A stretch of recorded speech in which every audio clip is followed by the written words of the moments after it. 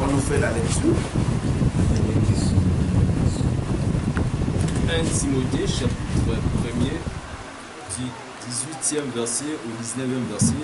J'ai lu au nom de Jésus-Christ. Amen. Le commandement que je t'adresse, Timothée, mon enfant, selon les prophéties faites précédemment à ton sujet, c'est que d'après elle, tu combattes le bon combat, en gardant la foi et une bonne conscience. Cette conscience, quelques-uns l'ont perdue et ils ont fait naufrage par rapport à la foi. Amen. Amen. Livre de Daniel, chapitre 9, versets 2 à 5. La Bible dit: la première année de ton règne, moi, Daniel, j'ai lu par les livres qu'il devait s'écouler 70 ans pour les ruines de Jérusalem. D'après le nombre des années dont l'Éternel avait parlé à Jérémie, le prophète, j'ai tourné ma face vers le Seigneur Dieu afin de recourir à la prière et aux supplications en jeûnant et en prenant le sac et la cendre. Je priai l'Éternel, mon Dieu, et je lui fis cette confession: Seigneur, Dieu grand et redoutable, toi qui gardes ton alliance et qui fais miséricorde à ceux qui t'aiment et qui observent tes commandements. Nous avons péché, nous avons commis l'iniquité, nous avons été méchants et rebelles. Nous nous sommes détournés de tes commandements et de tes ordonnances. Amen. Que Dieu bénisse sa parole. Combattre d'après la prophétie.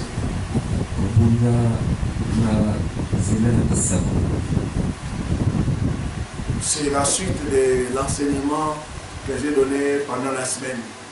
Vous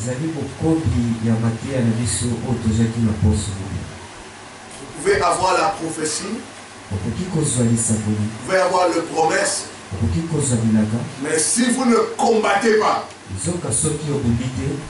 ces prophéties resteront lettres mortes. Beaucoup d'enfants de Dieu ont des livres et des cahiers de prophéties. Mais quand vous regardez leur vie, ils sont en train de souffrir.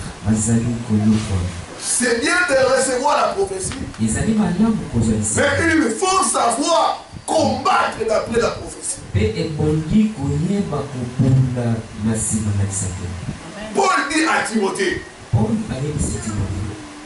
par rapport aux prophéties qui t'ont été données, combat le bon combat. L'ennemi est là. Il ne veut pas que la prophétie s'accomplisse dans nos vies. Il veut que nous puissions demeurer dans la souffrance. Il veut que nous puissions mourir Dieu. Mais toi et moi, nous devons dire non à l'ennemi. L'ainsi dit l'Éternel va s'accomplir là-bas. Va s'accomplir là-bas. Va s'accomplir là-bas. Bien-aimé, dans la vie, toute chose, il faut combattre pour cela. Dieu même a dit aux enfants d'Israël, je vous donne la terre promise. Mais combattez. Il y a des géants là-bas. Mais vous devez combattre. Bien-aimé, si tu ne combats pas, tu trouveras Dieu menteur. Alors que Dieu ne l'est pas. Amen. La Bible dit, mon peuple est détruit faute de connaissance.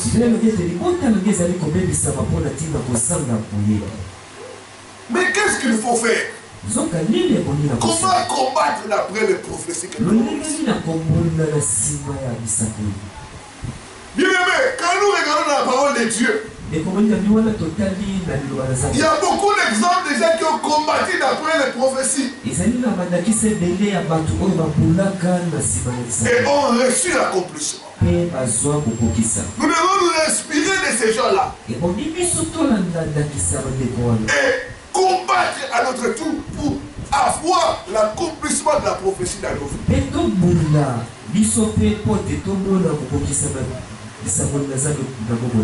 Comment combattre d'après la prophétie?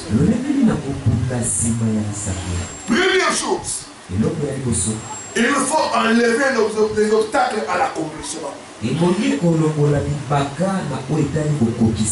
premier combat, c'est que tu dois enlever les obstacles à l'accomplissement de la prophétie. Il y a des obstacles que l'ennemi met. Vous devez savoir enlever cela pour que la prophétie s'accomplisse.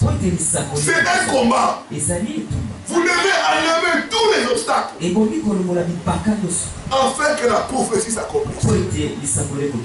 Le premier obstacle, c'est au niveau de la pensée. Beaucoup regardent à leur situation quand ils reçoivent la prophétie.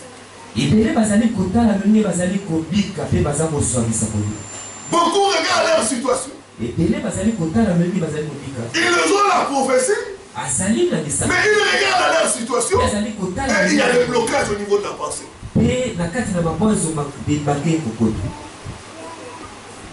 Remarquez même Abraham. Dieu lui a dit, tu seras le père des multitudes. Mais dans sa vie, il est en train de souffrir de la sérénité. L'âge est en train d'avancer. Son corps commence même à connaître la mort. Donc au niveau de la pensée, c'est un obstacle, c'est un blocage. Beaucoup n'ont pas encore renouvelé leur façon de penser. Bien qu'ils ont des prophéties, mais au niveau de la pensée, ça bloque. Le raisonnement humain, le raisonnement cartésien.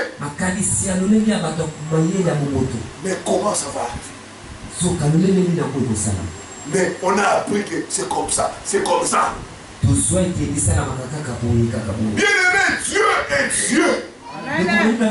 Dieu est au-dessus des systèmes humains. Vous ne pouvez pas enfermer Dieu dans un système.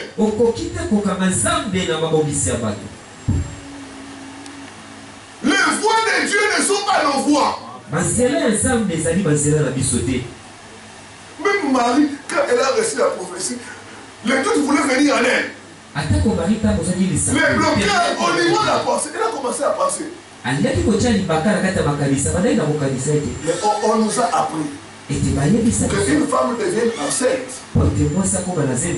elle doit être avec un homme. Mais moi, Marie, je suis vierge. Je suis vierge. Je ne connais pas d'homme. Mais comment cela va-t-il se réaliser? La prophétie est là, le blocage au niveau de la pensée. Dieu veut te dire, cette année c'est ton année de mariage. Tu regardes, tu es encore seul. D'autres même regardent. Ah, cette église-là, il n'y a pas vraiment les frères de mon goût.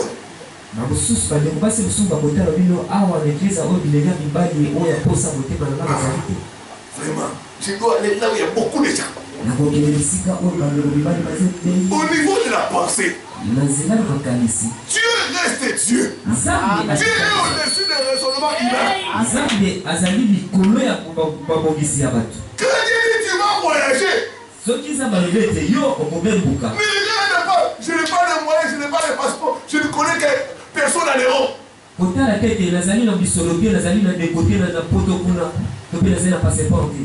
faut qu'il y ait le renouvellement. Tu dois enlever l'obstacle au niveau de la pensée. Dieu a plusieurs moyens de bénir ses enfants. Dieu peut même envoyer des corbeaux pour accomplir sa volonté. Ma soeur, un frère peut venir de l'Europe comme ça, il vient ici, pas. Nous on ne sait pas qu'il est venu pour se marier.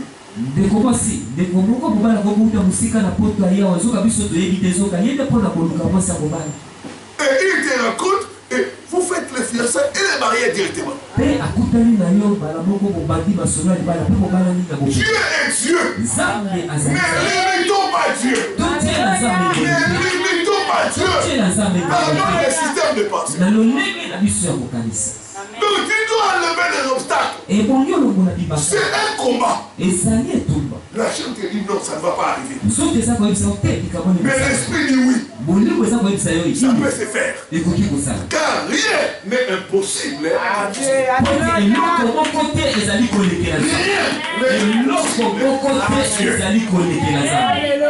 Quel que soit ton âge, rien n'est impossible.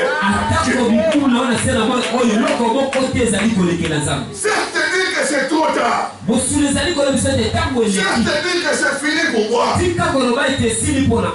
Dans ce pays, il y a eu quelqu'un qui est devenu Premier ministre à l'âge de 80 ans. 78 ans.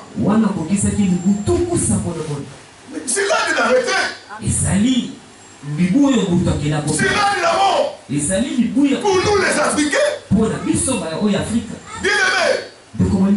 Quand tu as la prophétie, tu vas combattre au niveau de la pensée.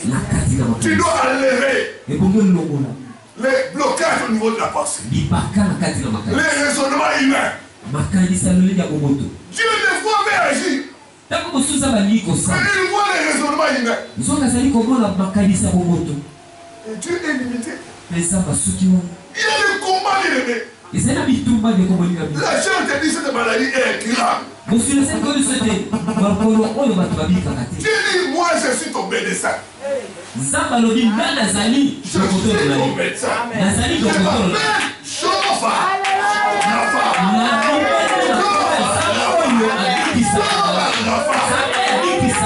C'est le combat. Tu dois enlever cet obstacle. Quand Marie a enlevé l'obstacle, je suis la servante de Dieu. Qu'il me soit fait selon ta parole. Selon ta parole. Il sera fait à quelqu'un ce matin. Selon la prophétie.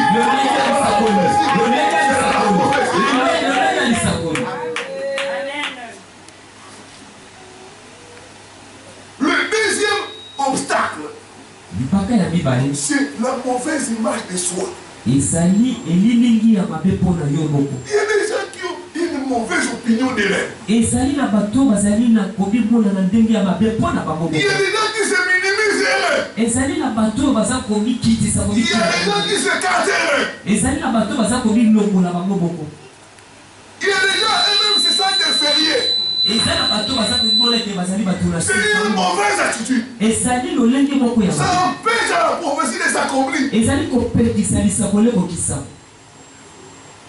faut enlever la tendance à se minimiser. Dieu te voit par rapport à la prophétie. Dieu te voit par rapport à ses promesses. Dieu te voit par rapport à ta situation. Dieu te voit par rapport à sa promesse. C'était le problème aussi de Gédéon. Gédéon s'est minimisé. Sa famille était la plus pauvre. Et Gédéon s'est lui-même écarté. Mais Dieu lui a dit, tu es un faillant héros. Quelle que soit ta situation, quelle que soit la famille d'où tu es sorti, Gédéon, toi tu es un foyer. Toi tu es un foyer. Moi je te vois selon la prophétie. Tu n'es pas ce que les gens disent que tu es. Tu n'es pas ce que les hommes disent que tu es. Tu n'es pas ce que toi-même dis que tu es. Ce que Dieu dit que tu es. Il dit que tu es une grande personne. Dieu dit que tu es une grande personne. Dieu dit que tu es une grande femme. Tu es un grand homme. Considère-toi comme la prophétie. Enlève la mauvaise image. Cela ne peut pas empêcher à Dieu de faire des grands jours dans ta vie.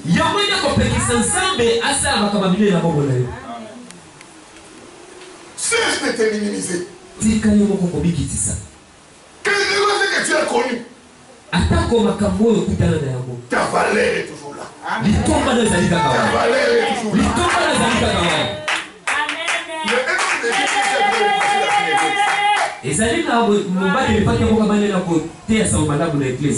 Dieu lui a donné l'inspiration. Il a pris $1 billet de $10. Il a acheté ça par terre. Il a demandé à un frère. Viens piétiner ce billet. Le frère a piétiné. Il a retourné encore le billet. Il a piétiné. Après, il a levé le billet. Il a dit, qui a besoin de ce billet? Tout le monde disait, moi.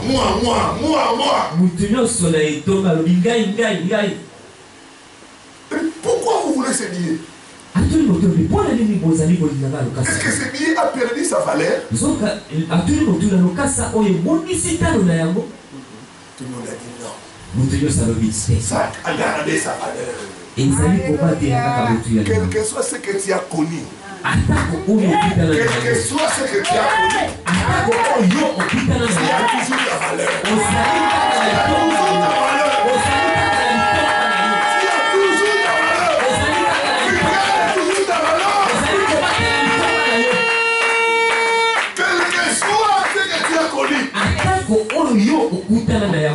Tu gardes toujours ta valeur. Dieu te considère. Et considère-toi comme Dieu te voit. C'est là où faciliter l'accomplissement de la prophétie.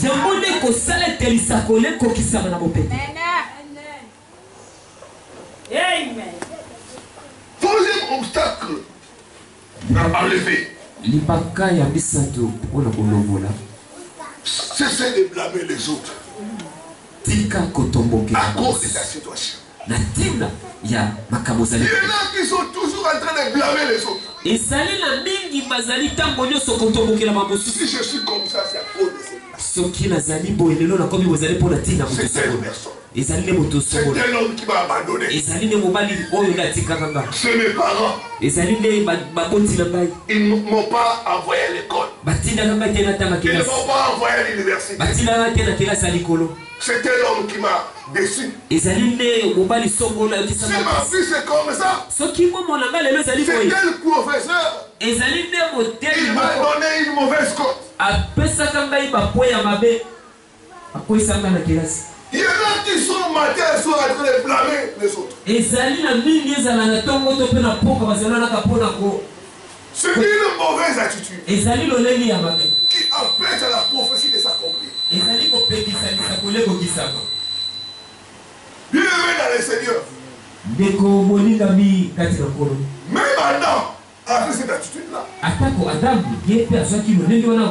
Il a commencé à blâmer sa femme. Tu et moi j'étais bien. C'est Ève. C'est Ève qui m'a fait manger les fruits. Est-ce que Ève avait ouvert la bouche d'Adam? Alléluia.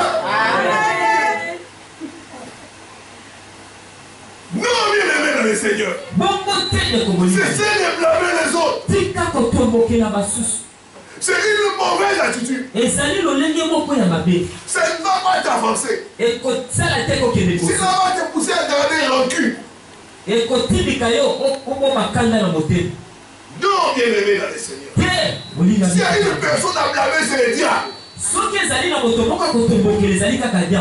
C'est le diable qui est derrière beaucoup de situations. Il peut utiliser des gens. Mais c'est lui. C'est lui. C'est lui qui est derrière. Alors, cessez de blâmer les autres. Cessez de tenir les autres comme coupables. Comme responsables de ta situation. Cela ne va pas t'aider. Cet homme-là, il est déjà parti. Si j'avais épousé cet homme-là, c'est vraiment. Mais ça ne va pas revenir. Amen. Ah, ce patron-là, ce qu'il m'avait fait, il m'a renvoyé sans préavis. En tout cas, les jours où il sera sur ma route. En tout cas, vraiment, s'il est vivant, il verra ce que je vais le faire. Il doit payer. C'est une mauvaise attitude qui bloque la prophétie. Quand tu as la prophétie, tu dois enlever cela. Enlever la rancune. Pardonnez à ceux qui vous ont offensé. Libérez-vous. Pardon, libérez-vous de la rancune, de la haine. La personne qui ne pardonne pas, c'est la personne qui souffre le plus. Le pardon vous libère. Débarrassez-vous de tout fardeau. Pardonnez à cet homme, pardonnez à cette femme. Ne donnez pas accès à l'ennemi. Cela peut bloquer la prophétie. Dans les obstacles, il faut enlever aussi les péchés. Les péchés cachés. Les péchés aussi connus et inconnus. Vous devez vous débarrasser de cela. C'est le combat. C'est le combat pour l'accomplissement de la prophétie. Vous devez vous battre pour que la prophétie s'accomplisse. En vous battant, vous êtes en train d'enlever les obstacles. Deuxième chose, pour que la prophétie s'accomplisse. Psaume 105, verset 16. Psaume 105, verset 17 à 21. Le chapitre 5, verset 17 à 21. Sachez une chose. Chaque prophétie a un temps de preuve. Le temps de preuve, le temps où on vous teste. Il y a toujours un temps où il y a l'épreuve par rapport à la prophétie. Lisez pour nous. Psaume 105, verset 17 à 21. Il envoya devant eux un homme. Il envoya devant eux un homme. Joseph fut vendu comme esclave. Joseph fut vendu comme esclave. Il avait la prophétie que lui devait être le sauveur de sa famille. C'est au travers de lui que ses frères, son père et sa mère allaient être sauvés.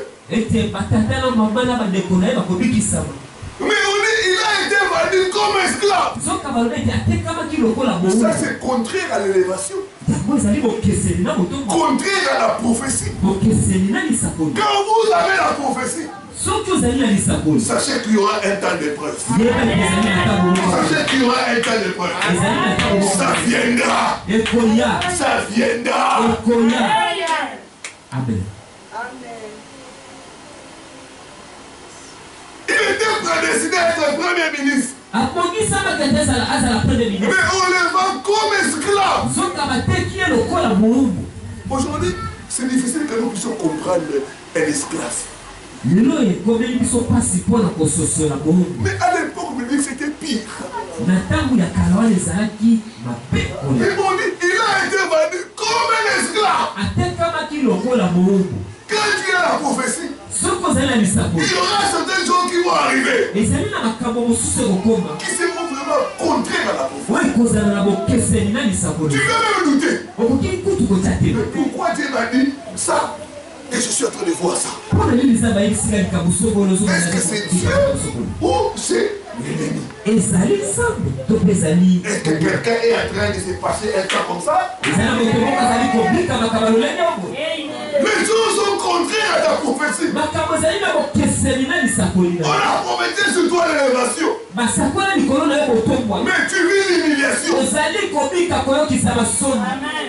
On a prometté sur toi le mariage. Mais c'est le célibat plus. Les hommes te laissent tomber. Même toi, tu te dis, qu'est-ce qui se passe? Qu'est-ce qui ne va pas avec moi? Mais pourquoi ces choses m'arrivent? C'est le temps de bref. C'est le temps de bref. C'est le temps de bref.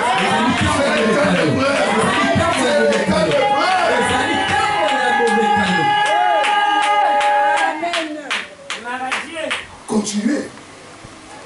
On serra ses pieds dans des liens. On serra ses pieds dans des chaînes. On le mit au fer. On l'a mis en prison. Ça c'est l'élévation. C'est le rabaissement. C'est plus pire encore par rapport à l'état où il s'est trouvé. Nous sommes ici, depuis que vous avez reçu la prophétie, les choses se sont empirées. Vous dites, mais Seigneur, qu'est-ce qui se passe? C'était bien avant la prophétie. Mais depuis que j'ai reçu la prophétie, les choses ont commencé à marcher de mal en pire.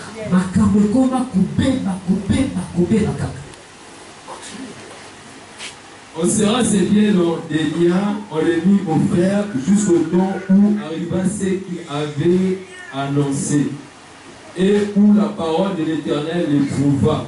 Où la parole de l'Éternel l'éprouva. Il y a un temps quand tu reçois la parole. Il y a aussi un temps d'épreuve. Dans le temps d'épreuve, il faut combattre. Il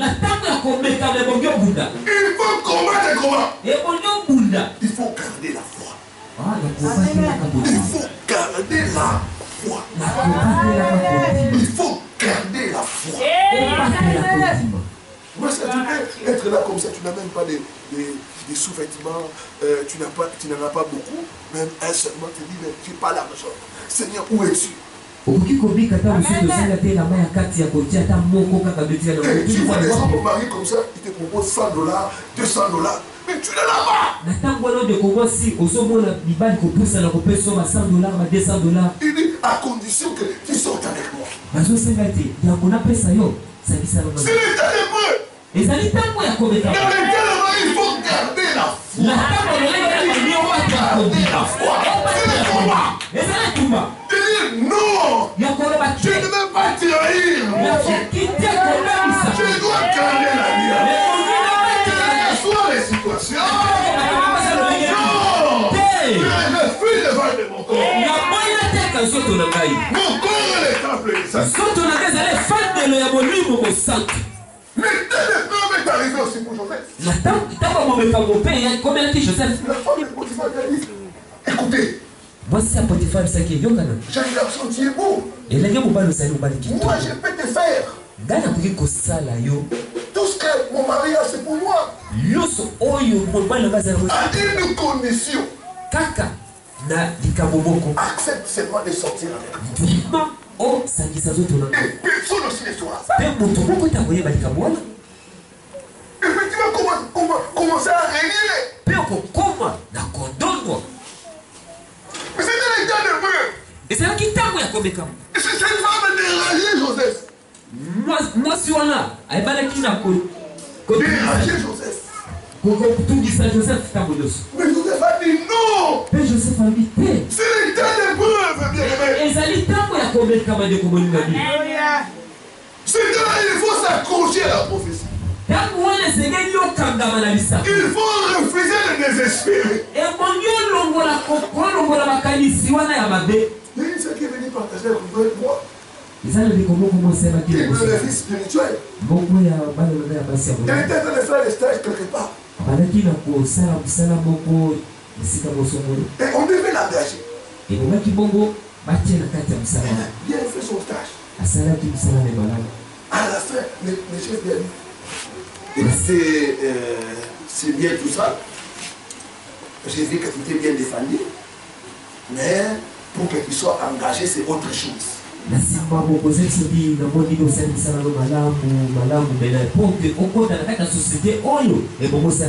dois accepter de devenir la copine.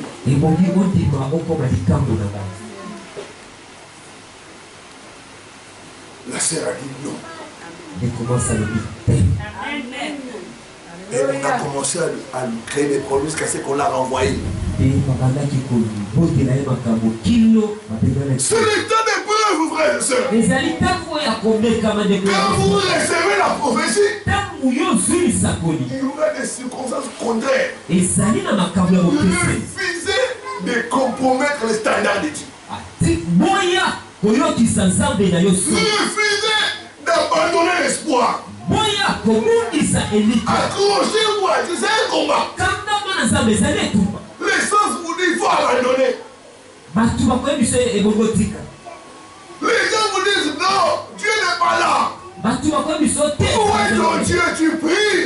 Tu jeûnes, il n'y a rien. Mais sache les répondre comme Job. Je sais. Je sais que mon rédempteur il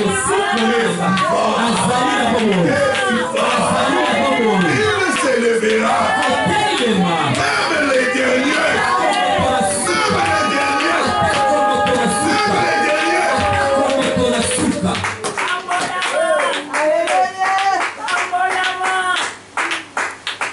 J'ai connu des temps comme ça. J'avais des prophéties. Mais j'ai vu le contraire. Être dans des souffrances.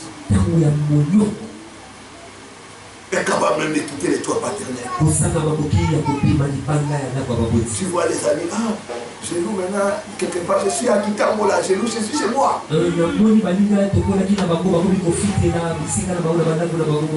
Toi, tu habites où? Accroche les parents. Je suis déjà chez moi. Comment toi? Ah, nulle part. Il faut vérifier ta vie de prière. Dieu nous écoute, nous. Alléluia, Église.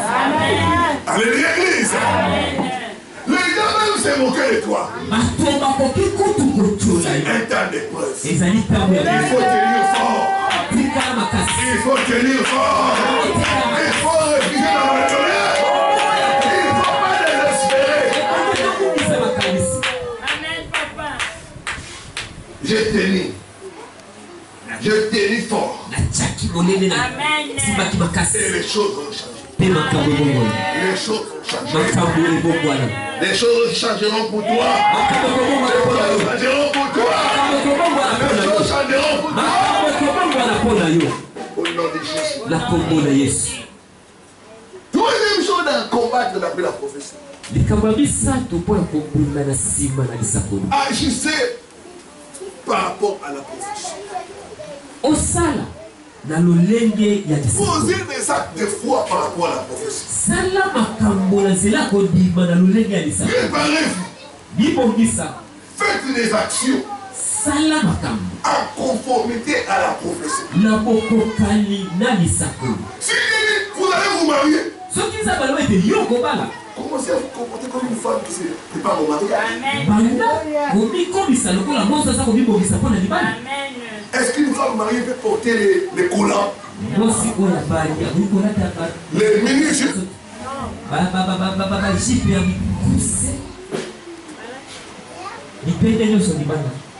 Non, commencez à vous comporter comme une femme mariée. Vous appartenez à une personne. Vous n'êtes plus libre. Vous devez chercher à plaire à cette personne-là. Si Dieu vous a promis le mariage, commencez à vous préparer. Soyez comme une femme mariée. Il y a beaucoup de sœurs, tu vois les hommes dans les taxis, c'est pas ma sœur. Tonton, comme j'étais quelque part là, il y a longtemps.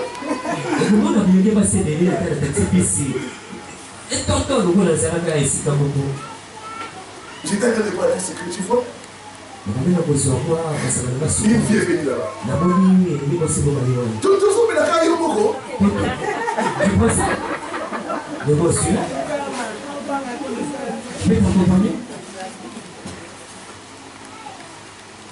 Ça c'est une mauvaise attitude. Ils vont pas forcer les choses. Mais préparez-vous. Posez les actions. Habillez-vous bien. Parfumez-vous. Soyez propre.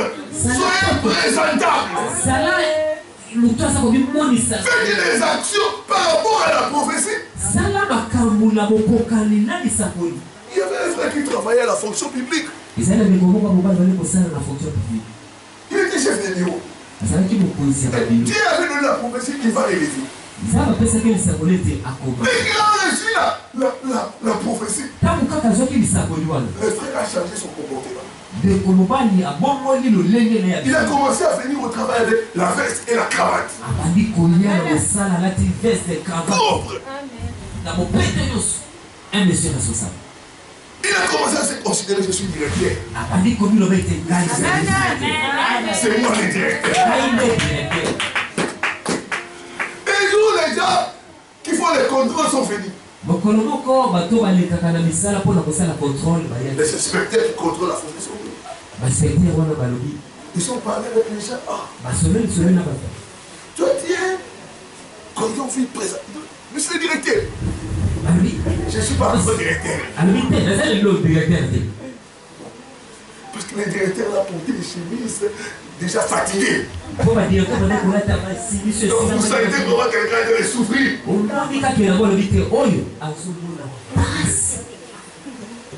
Ah bon, tu es qui chef de bureau. Après le contrôle là, on lui a fait une notification. Il est devenu chef de division.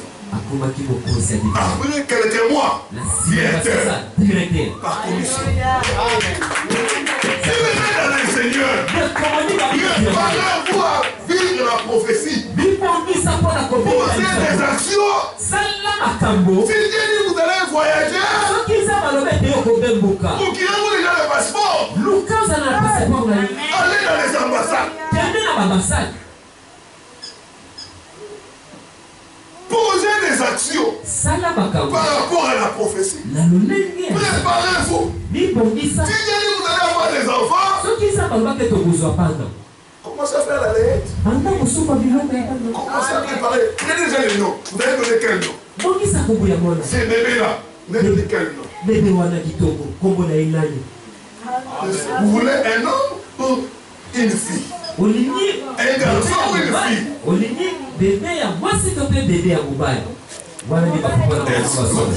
Exploit des dieux. Exploit des dieux. Oh, on est les gars quand vous faites la bonne santé. Enfant,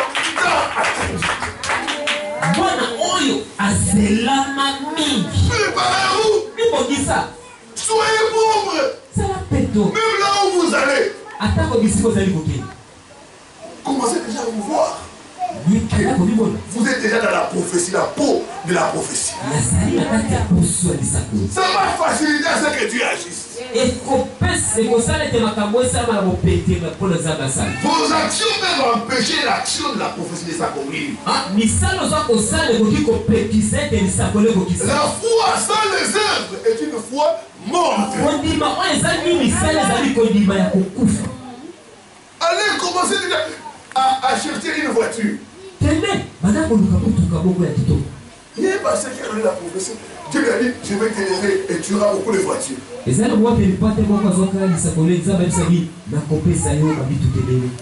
est allé. Il avait pris beaucoup d'argent dans la poche. Il est allé demander. C'est combien? 7 000 $. Donc je vais venir après. Il est allé là. Combien? 5 000 $. Il est allé encore demander. En poche, il n'avait rien. Parce que, à ce qu'il est tombé sur un monsieur. Monsieur, tu es pasteur? Il dit oui. Bon, écoutez, pasteur, amenez-moi la moitié. Comme ça, les restes, vous allez payer même après. C'est juste pour vous aider. Alléluia. Quand tu agis par la foi, Dieu va commencer à ouvrir les comptes. Et il y aura un accomplissement rapide.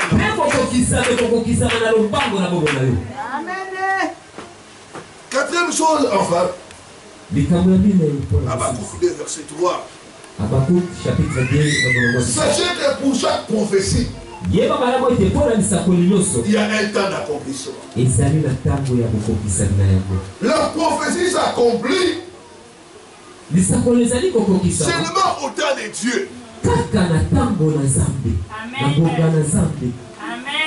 Dieu est le maître des temps et des circonstances. Dieu fait toutes choses belles en son temps. Attendez patiemment l'accomplissement de la prophétie. Ton temps arrivera. Pour chacun de nous, il y a un temps d'accomplissement. Ne soyez pas pressés. Ne prenez pas des raccourcis. Attendez la prophétie de Dieu. La Bible dit c'est une prophétie qui a un temps fixé.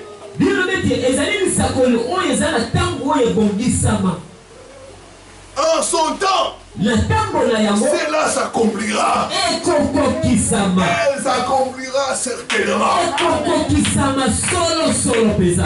Ça fait mal quand vous voyez les autres se marier.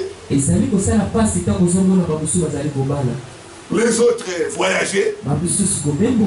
Et vous, votre temps n'est pas encore arrivé. Mais sachez une chose. Votre temps arrivera. Arrivera.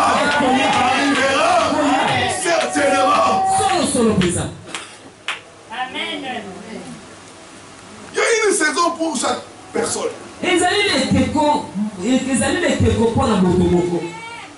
Je me rappelle qu'à l'époque nous étions des fiancés.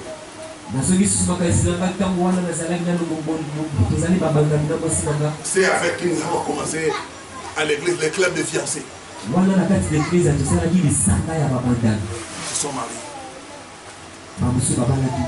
Bye bye, nous vous laissons. Bye bye. Nous sommes partis. Nous sommes partis. Et ma prétendante me regarde. Et notre tout s'écarte. J'ai dit ça viendra. Ça viendra. Dieu fait toutes choses belles en son temps.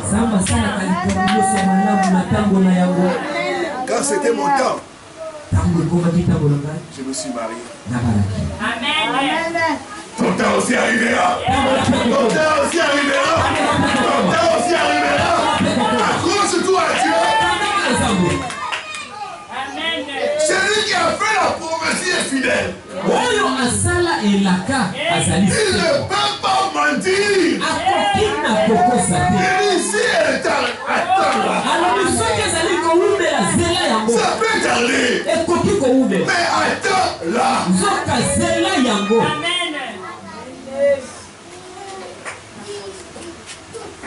Quand le temps de Dieu a sonné pour Joseph.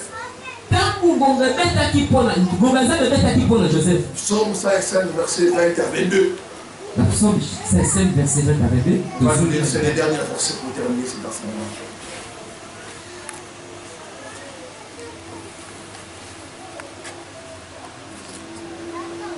Il est écrit: le roi fit ôter ses liens, les dominateurs des peuples le délivra.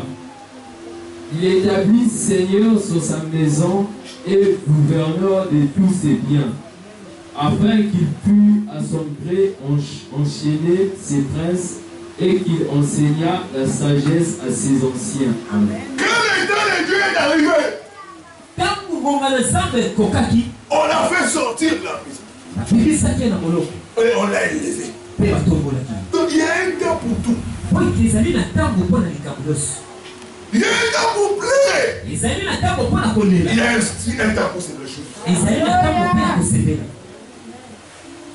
Tu ne rateras pas ton temps au nom de Jésus. Tu ne rateras pas ton temps au nom de Jésus. C'est que pour chaque prophétie, il y a un temps.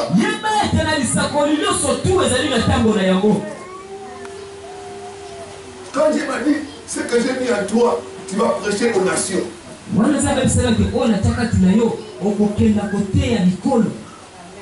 C'était longtemps. Mais aujourd'hui, ça se réalise. J'ai vu une femme, une Camerounaise qui m'a appelé. Elle m'a dit, pasteur, je suis en Guinée équatoriale. J'ai suivi ton émission. J'ai suivi ta prédication. Vraiment, pasteur, c'est ce que je vis. Il va au Gabon. Moi aussi appelé comme ça. Tu dis, ah bon, Dieu accomplit ce qu'il nous a promis en son temps. Quand vient le temps de Dieu, il y aura des facilités. Quand vient le temps de Dieu, les portes s'ouvrent d'elles-mêmes. Tu ne vas pas forcer. Ça va s'ouvrir d'elle-même. Il y aura des facilités. Parce que c'est votre saison. Parce que c'est votre saison. Votre saison arrivera. Votre saison arrivera. Votre saison arrivera. Oh non! Est-ce que quelqu'un est béni?